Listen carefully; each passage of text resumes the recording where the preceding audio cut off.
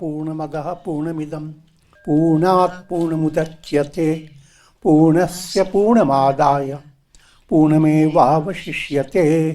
ओम शांति शांति शांति। ओम ब्रह्मानंदं परम सुखदं केवलं ज्ञानमूर्तिं द्वन्द्वातीतं गगनसदृशं तत्त्वमस्यादिलक्ष्यम् एकं नित्यं विमलमचलं सर्वधी साक्षिभूतं भावातीतं त्रिगुणरहितं सद्गुरुं तं नमामि। ओम adorations to Sadguru, who is Brahman, the giver of supreme bliss, embodiment of pure consciousness, one without a second, vast as the ether, infinite, eternal, beyond the three gunas and their modifications, the supreme preceptor. Yoga Vasistha in Sthiti Prakarana, section 22, characteristics of a sage, one who is enlightened. That's the goal. See?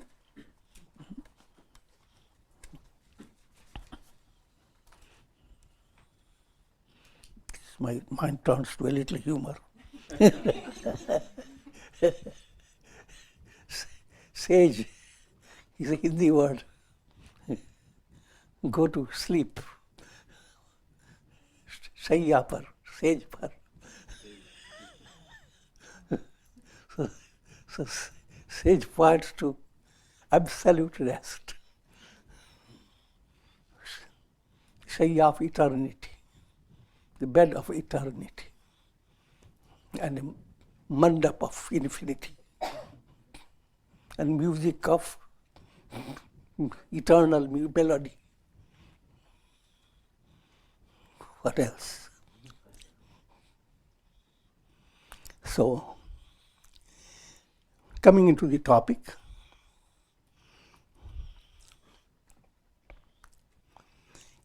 profound insight must develop in relation to the goal that you have to attain. And no matter how you have listened to, no matter how much concept you have created, don't stick to it. Because a child has a creation, mental creation of what he is going to be. And still he hugs his baby bear. All that I'm trying to say, that whatever is your imagination, you are growing. In a spiritual field, no one can declare, I am grown up. Everyone must have that type of subtle humility. You are always growing. So you cannot have finality of our understanding. Because all understanding is expressed through your mind and through your tongue. And mind and tongue have no capacity to exactly present what that reality is. Giving a simple illustration, all the illuminations of the sun, they are speaking of the glory of the sun. But they have no capacity to exactly present what the sun is. Figure it out.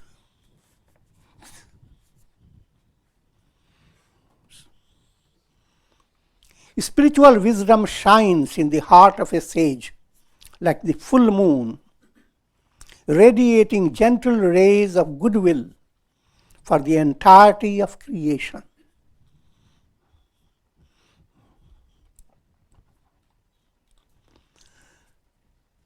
Profound wisdom is there, condensed.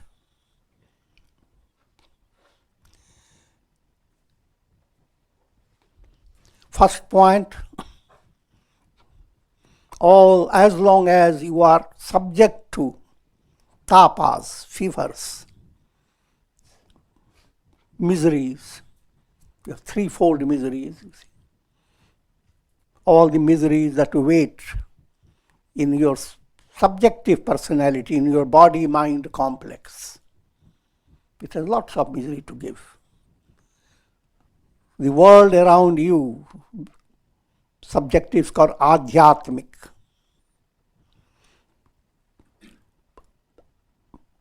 All the troubles you receive from the outer world called adhibhautik. Troubles coming from animals, birds, or even branches of trees falling on your head, all is called objective trouble. And another third one is called act of God, divine will. And that's calamities like hurricanes, and calamities are beyond human expectation that bring about unimaginable destruction.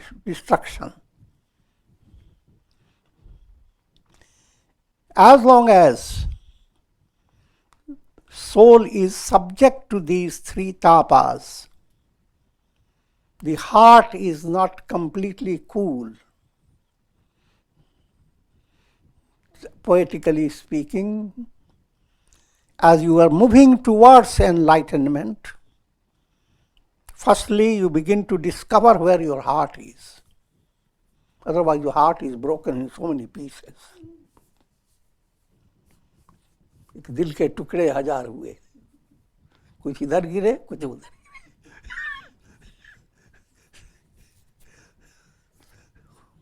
Heart broke into many pieces. Some fell in Florida, some in India, some in different places all over the world. That heart has to come together, not all over. So once you have that integration of your heart, now in that heart begins to shine love of God, bringing a kind of a type of joy that is unimaginable, ananda. It shines like the moon and it goes on waxing, asking for no taxes. That's waxing, no taxing.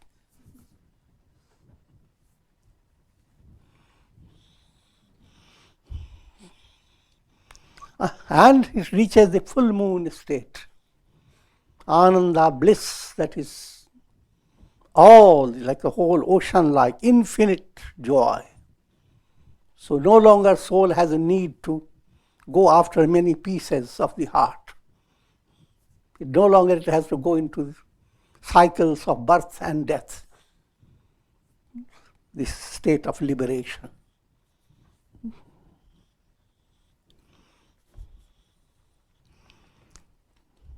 Now, while you are following that course, the liberation state is a progressive climbing, ascending steps. You are not suddenly put into the highest top, but as you are ascending, and you come to a state that you cannot go backward, when you have that clarity and that much maturity, then that's called liberation.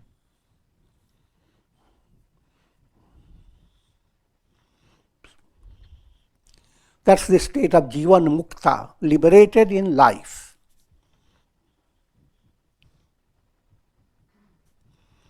Now, heart undergoes a tremendous change. All the profound form of joy comes on the basis of your heart. What you love, and if you get what you love, that gives you more joy than all the business and all the external things that you need in your life. Heart-based fulfillment. Now the heart of everyone have that urge to have absolute fulfillment. The urge has two fingers, to love and to be loved. You want to love that which is absolute. And to be loved in such a way that there is no variation, no flinching, unflinching love.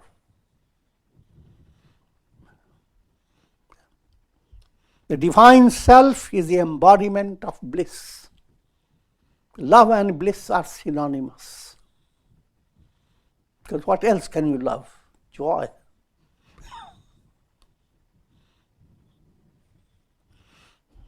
So, when the heart has experienced and that type of tripti, that type of fulfillment, even if it is not to the climax, but to the extent you go on experiencing it, inwardly you develop a personality that's embodiment of tenderness. Inwardly you begin to view the world, the entire world, as your family.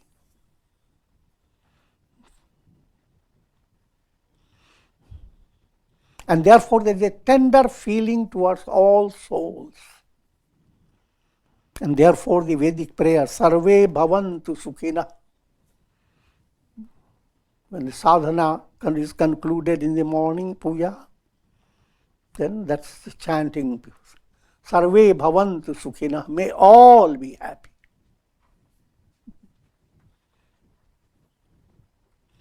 Third class people wonder, why all be happy? You have a lot of trouble in your own place. Why don't you think of resolving them instead of all be happy? But I'm joking. I'm just trying to show the difference between the heart that is so limited. That's the wonder of karma, you see. Karma restricts your heart. So in every embodiment, you have a set of people who are your near and dear ones. And no matter how endearing they are, once you kick the bucket and go into another bucket, your near and dear ones completely change. The previous set of near and dear ones may be there right in your locality. And we may meet them, say good morning to them, and have different type of communications. But never the idea that they were your dear sons or dearly beloved personalities. They might be your grandparents or whomsoever. Put it in another way, mathematically to understand. You live in a world where you have been related to everyone, if not in this birth, but in some other birth. How many births you have? If you count it, it is Vyarth. Vyarth means in vain, because you can't count unimaginable quantity. So in each birth, you had set of relatives, lots of relatives. If you can bring all the relatives together in your mind, will cover up the entire earth and that it will need more. So if your heart opens to a broader understanding, the question, who is my relative, who is my near and dear ones, that question never bothers the mind. All, birds, animals, creatures, trees, all. Of course, we are more focused on the life. Wherever there is life, and especially first step, all human beings. Universal brotherhood. I'm more inclined to saying universal friendhood. Better still, self manifesting as all. But all this is said quickly, but try to figure it out how it will feel in your heart. That you are in communication, in tune with countless. From ego point of view, it is an impossibility. But when intellect becomes purified, your identity is not the ego. Your identity is Brahman. So, is it difficult for Brahman not to be everywhere?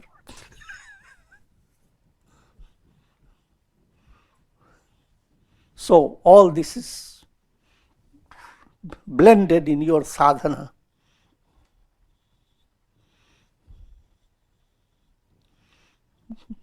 Goodwill for the entirety of creation. Sarve bhavantu sukhina. Sarve santu niramaya. May there be relief from troubles, diseases, obstacles, horrible problems. May that relief come to all. Sabko sanamati de Bhagavan. Let everyone gain that type of understanding that will allay all their sufferings. So it's not just limited to yourself. Oh God, just help me, release me, let the world go to hell. The world is a mithya. I don't care. So that's not the real meaning of Vedanta.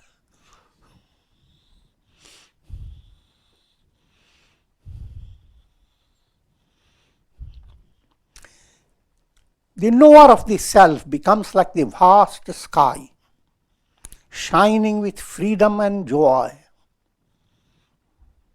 The simile of sky is very profound, very easy to understand.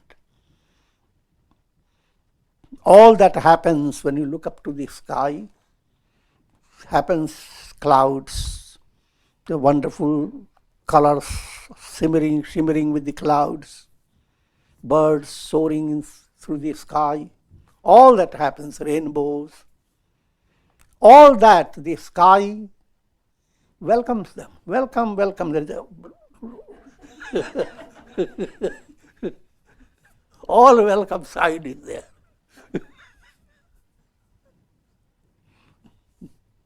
Without discrimination, coming to the quarters of the sky, whether you are coming with big noise or with soft glide of like a squirrels, whichever way, come, all are welcome. And do all your things as long as you want. And if you want to go away, farewell. Adios. And the sky is untouched. All that happens, and the sky has no remembrance or recall. No scratch can you see in the sky. Historians will go on writing down all things that happened, pages after pages. The sky doesn't have any corner where it could be written. Such things happened.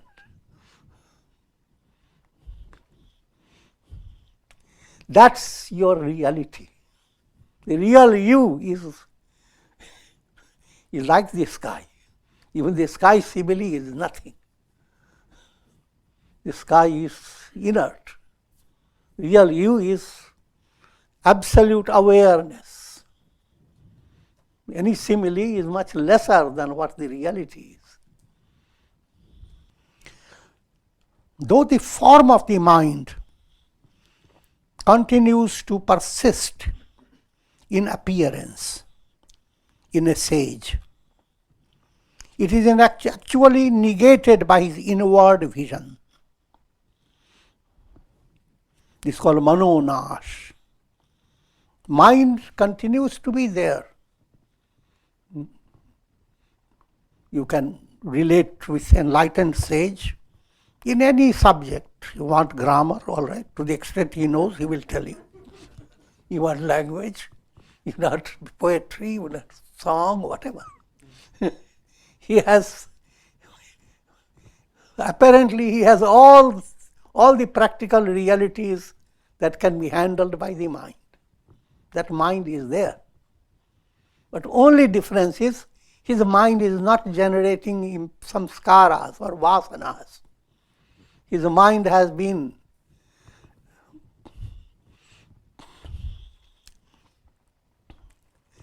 rid of ignorance. His mind is enlightened. The simile is given of old style lanterns, gas lanterns, where the whole bulb used to be of a substance that once it was burnt up, it stayed only as ashes. It remained, the fabric was there, but fabric, if you touch it, it will break down. But until you touch it, it stays completely in form and allows the light to brilliantly spread out of it. That's manonash. Mind is there, it's allowing all the practical reality to be perceived. But it has no substance. It is not going to create any karmas. That's called manonash. But manonash state is not a quick state. It's also the progressive movement. Every attainment is progressive, little by little. Something is bothering you. Instead of asking the advice of your ego, turn to satsanga. Keep yourself busy in doing something good. Then your buddhi, intellect, stands behind the shoulders of the ego and tells you. Ego remains quiet.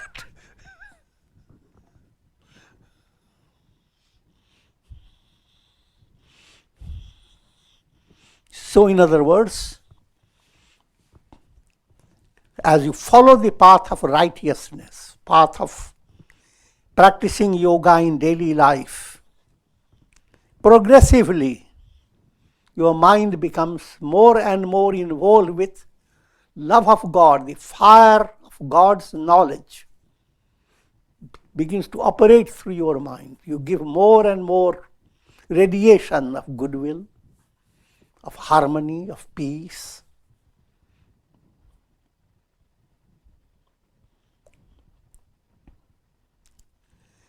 And handle all practical realities.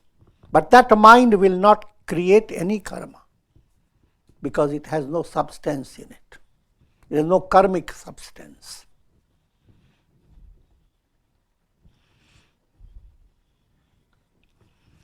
Just as one who knows the illusoriness of a mirage is not tempted by it, in the same way, though working through the mind, a sage is never deluded by it.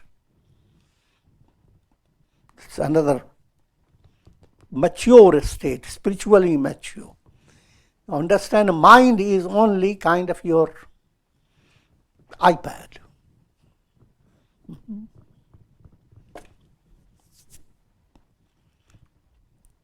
Your mind is operating through your nervous system. Your nervous system is a mechanism.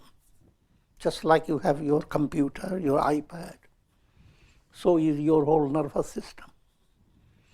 This nervous system is giving you all the experiences, no matter how voluminous, how vast. Even the idea of stars billions of light years away, and all that mind goes on handling. But then it is just a website, www. Who, where, whom, who am I, where am I, why am I?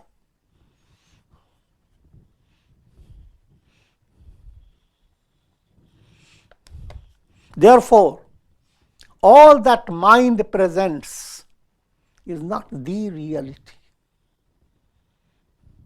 Therefore, when you go to sleep, your mind unminds itself. And you don't miss it.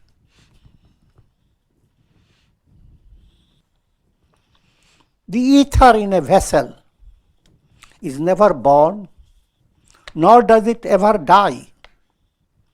It is the vessel alone that is subject to birth and death.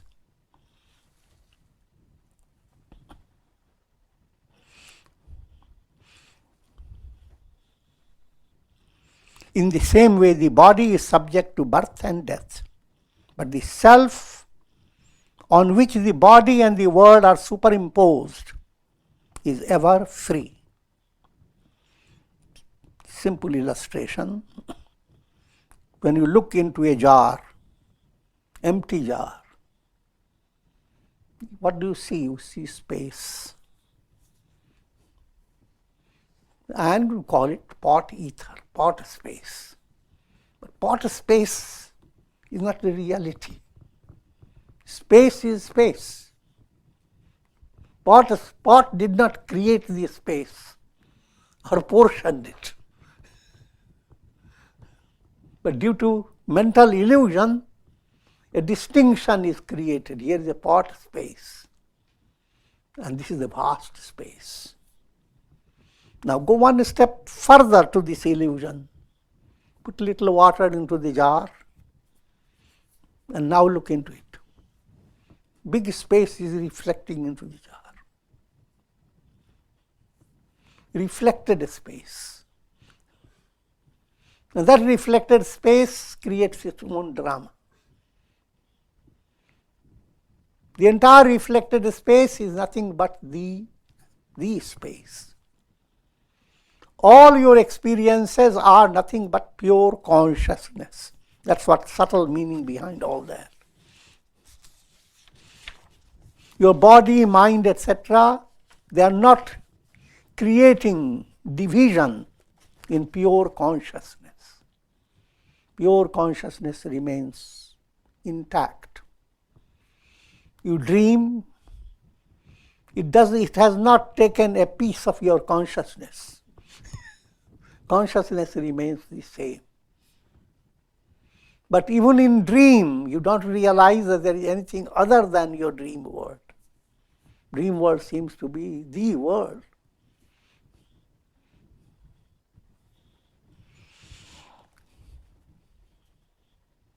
As long as the enquiry of who am I is not practiced, so long the dark night of the world process continues to create its ghastly illusions. Now, how to remedy yourself from this big illusory world process? And the remedies which are enquiry of who am I? And at this stage, let me point out to you all the 4 gatekeepers to liberation. Serenity, which I have described, manonash.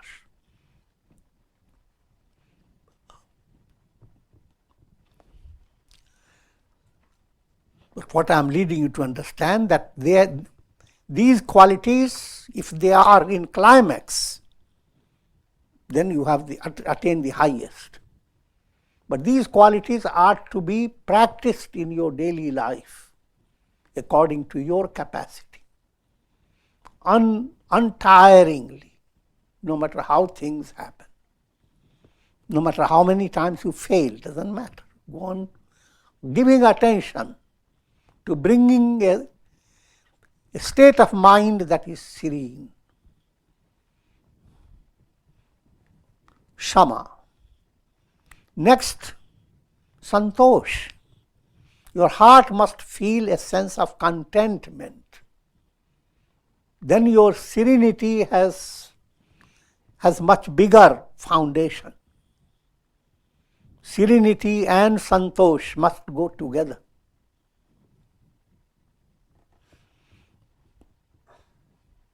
And that can occur again by your way of thinking. Everyone goes on comparing with others. Others have so many good things I don't have. That becomes the basis of discontent. But when you begin to understand that you are the architect of your destiny, you have all the resources that can make you one with Brahman. So why do you have to look for others and their state of mind?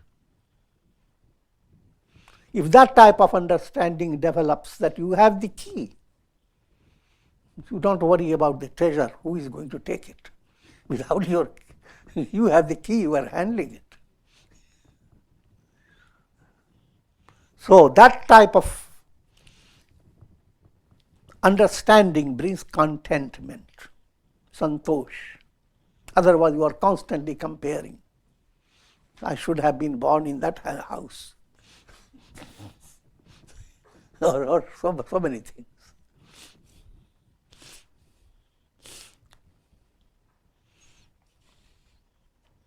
Shama, santosh, vichar. Vichar I have already, that's the topic we are discussing. Trying to understand, who am I? But greater the purity of intellect, the answer comes not as an intellectual concept, but a revelation. That's a big difference.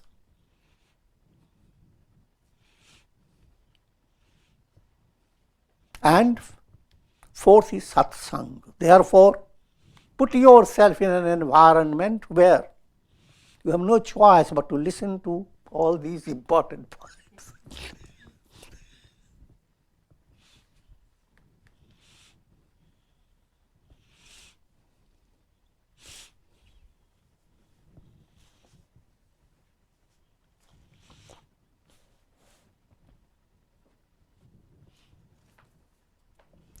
When this enquiry is pursued and the illusory vasanas are dissolved, one then develops that mystic vision which negates the appearances of body, mind, and objects. You come to a deepest understanding. First you go through stages. I am not the body.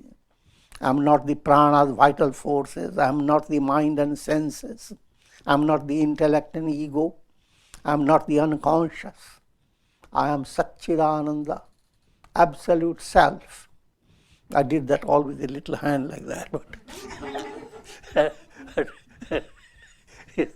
this is the stupendous task before every soul. The following affirmations must be practiced in order to attain self-realization. The very simplified form, these affirmation means bring an understanding into your mind. Who am I? And now create a bhavana, feeling that you are, that is what you are bringing to your mind. I am like the akasha. Your mind says verbosity. But bring a feeling behind it. What it would be if you are completely expansive. Bring that feeling again and again and again. Leave everything. Develop a type of mind that can shake off all the worrisome things are around, all swarming around you, looking for your answer. You simply say, no, keep quiet. And develop the inner feeling that you are like the sky. Or God is within you. God is smiling within you. The touch of divine grace has changed your adversity into shimmering clouds of prosperity. All that profound type of bhavana plays a tremendous role in your spiritual evolution. Now this is a vichar-based bhavana called affirmation. I am in the sky, in the directions, as well as in the flow of time.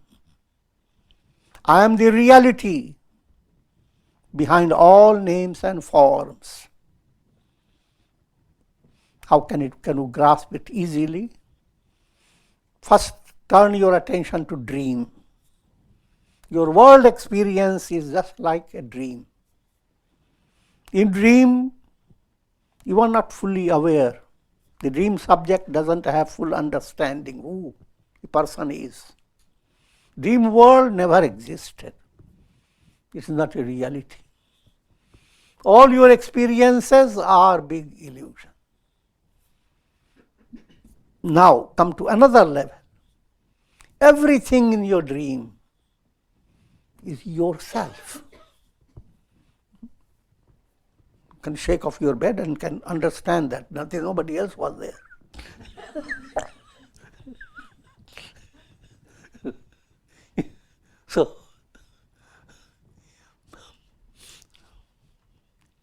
So when it is described more in a poetic way, you are, if in your dream you were a mighty personality, very powerful politician, king or queen, and you had many attendants, and you had palace, and you had so many things. Bring to your mind, I was the palace. I was the king. I was all the soldiers. I was the frog nearby. I was the dog.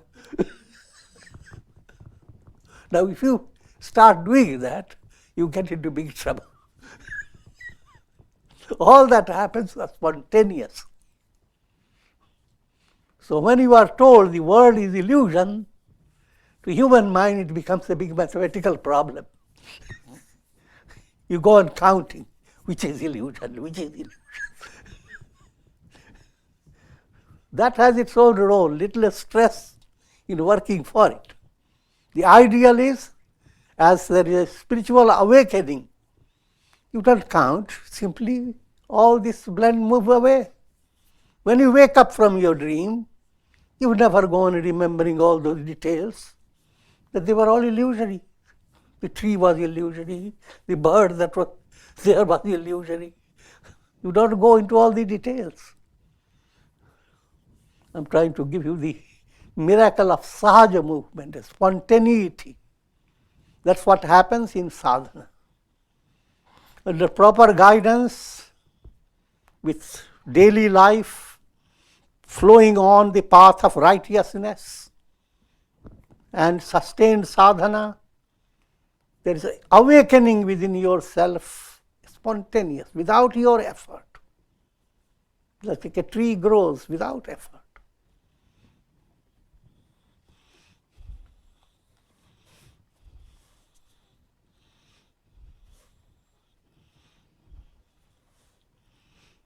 And what you attain is beyond imagination.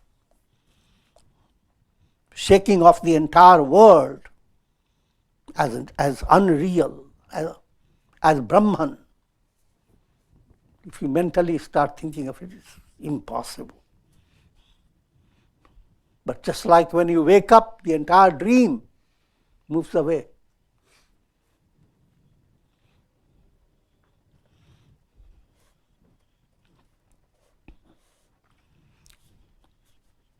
If the point made by a hair is to be divided into a millionth part, that would be very subtle indeed. But I am even subtler than that. I am both the subtlest essence and the all-pervading reality.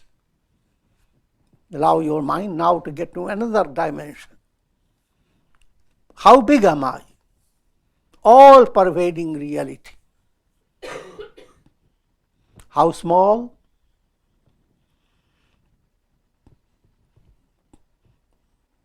turn to the needle, the eye of a needle. It doesn't wink, but there is an eye in it.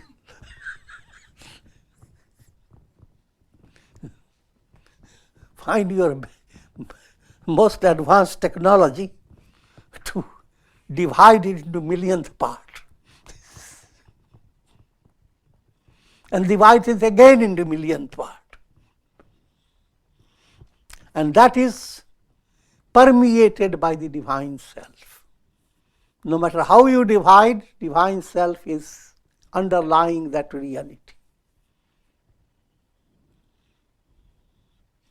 Divine self, therefore, is subtler than the subtlest,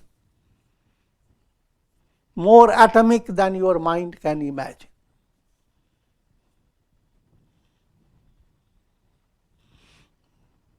Another place, Yoga Vasistha describes, if you are sitting in a dark room during the day, all windows are closed, but there is one little hole in the window, and the beam of light is entering your room. You look into that beam of light, you will see countless sand particles, dust particles scintillating in the room. Now imagine if each dust particle were a whole universe. Then how many universes are there just in your beam of light? Now you are a very bright student, then calculate. How many beams of light will come from the sun? It's an impossible task. In other words, illusions don't have a quantitative reality. Illusions, how many dreams can come? And you can have dream within the dream. All that can go on. And that doesn't require, oh, you are living in a very small room, the dream that is going to come is very big. The question doesn't arise.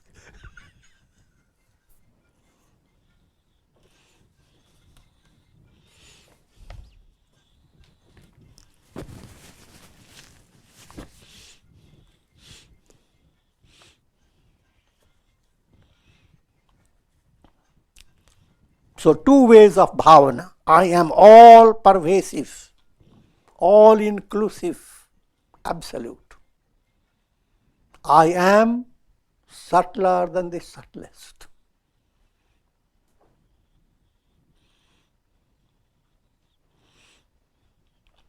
I am not this body subject to diseases and mental afflictions.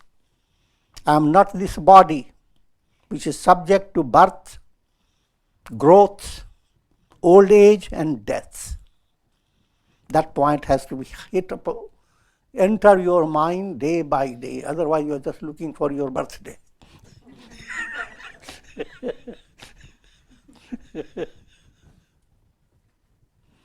Bad news, you have no birthday. Good news, you are everlasting, you are eternal. Never born. That's the only bad news. I'm joking.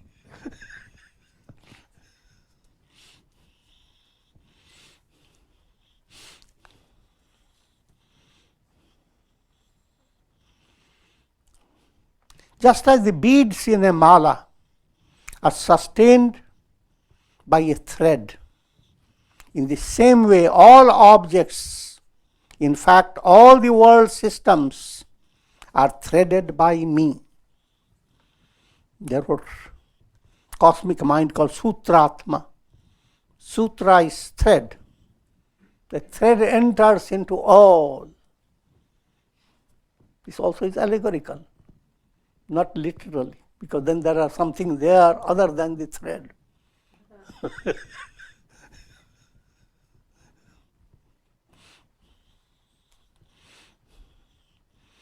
To put it in a simple way to understand, you can describe allegorically, poetically, that every wave in the ocean, no matter how tiny, is strung together by the ocean.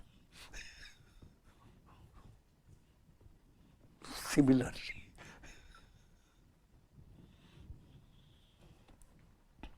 there is neither I in the form of the ego sense nor others, but the self alone exists. I am that self. When you look at the ocean, there are so many waves. And if you limit your vision, each wave is kind of an individual with a story. How it has been coming, how it has been trying to achieve something, how it is joined with its baby waves, mama waves, papa waves, and how it has been saying wave goodbye to older waves. So it's a whole story behind every wave. So is the story about every individual. Wave after wave. And lots of waving goodbyes in a miserable way. But ocean is without emotion, calm. This also is allegorical.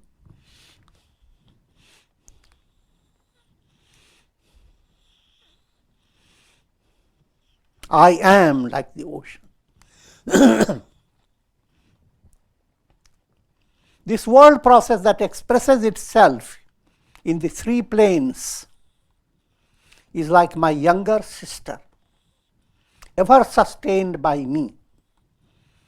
Here the point is being described that when you view the world, the three worlds, physical world, the world of your feeling, the world of your thinking, these are three lokas. These entire three worlds are receiving your goodwill. Your goodwill goes after all these three lokas. And all souls that are confined to these three lokas in different ways, your love for that, because all the lokas are, you are the Trilokapati. You are the soul of souls, being Brahman. All the lokas are being sustained by you. So bring your heart to that type of understanding.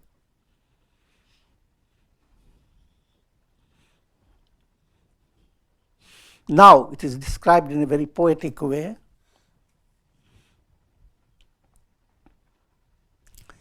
This entire, all the three lokas put together is like my younger sister, baby sister. So your attitude to the lokas is very tender. More tender than coriander.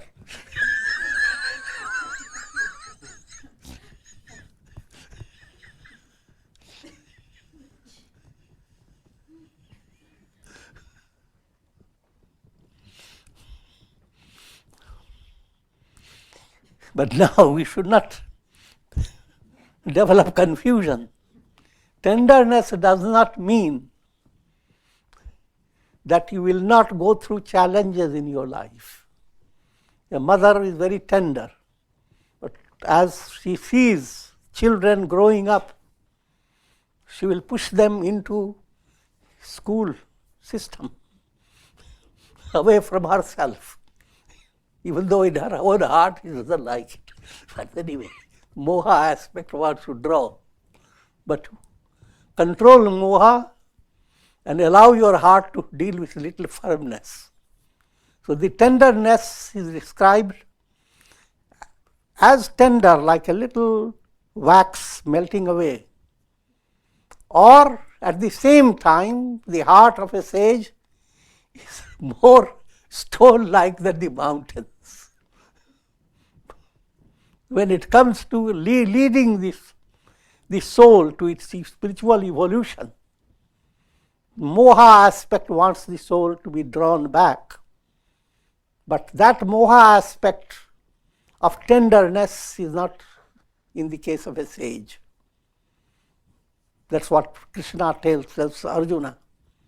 Arjuna is How can I kill all these people? They are my relatives, etc. And Krishna says, who is you? You are not the one who is killing them. I'm sustaining them. I have killed them. Remember, all this killing, etc., I'm talking about is allegorical. In Gita lecture, I have explained those. But what I am leading you to understand that tenderness in your heart does not mean a kind of a limited attitude towards people. It means a type of attitude which allows every soul to flourish. That's the real love. Every egg must hatch. Every hatched one must not stay in the egg, fly. Don't take it literally.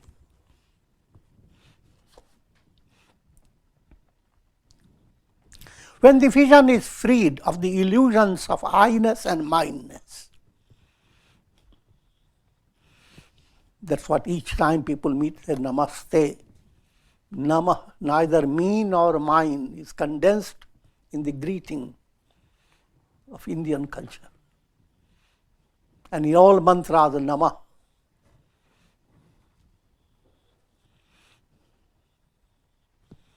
Neither me nor mine. All is divine.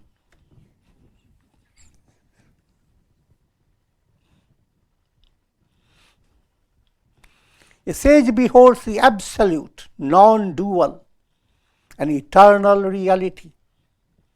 For a sage, there is nothing to be accepted or rejected in this illusory creation. Deep down, the heart of a sage has no contradiction. This is the way it should have been. When Jesus got the cross, he didn't have contradiction. I should have had flowers on my neck, not this cross. No matter how things are, your relation is with God.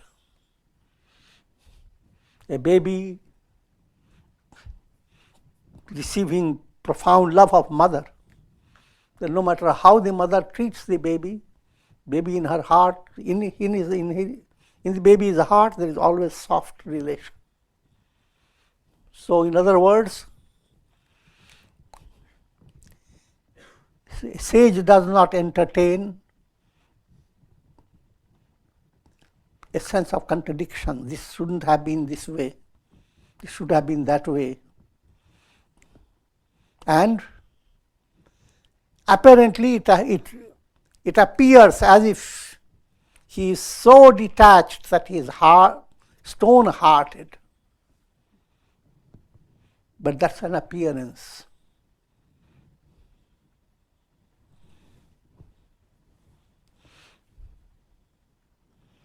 Therefore, we have description of Basantavat lokahite charanta.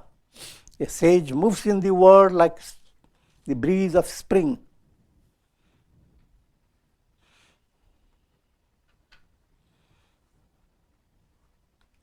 For a sage, there is nothing to be accepted or rejected. Transcending the three states of consciousness, a sage becomes the innermost self of death itself. Innermost self of all. Your consciousness is the innermost self of all that you are experiencing. A dreadful experience, a pleasant experience. No matter what it is, your consciousness is behind it. That consciousness you are, behind the entire universe, past, present, and future. Time, space, causation, all enfolded and transcended.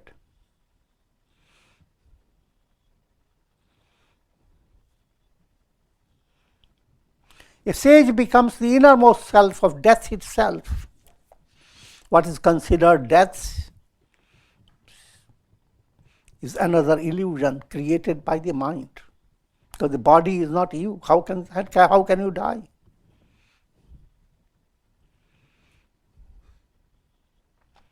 He to whom this whole world is nothing, but Brahman alone exists. Aham Brahmasmi, I am that. He is Lord Shiva himself. Adorations to him. And with this we conclude. Om Purnamadaha Purnamidam Purnat Purnamudachyate Purnasya Purnamadaya Purnameva Vasishyate. Om Shanti Shanti Shanti.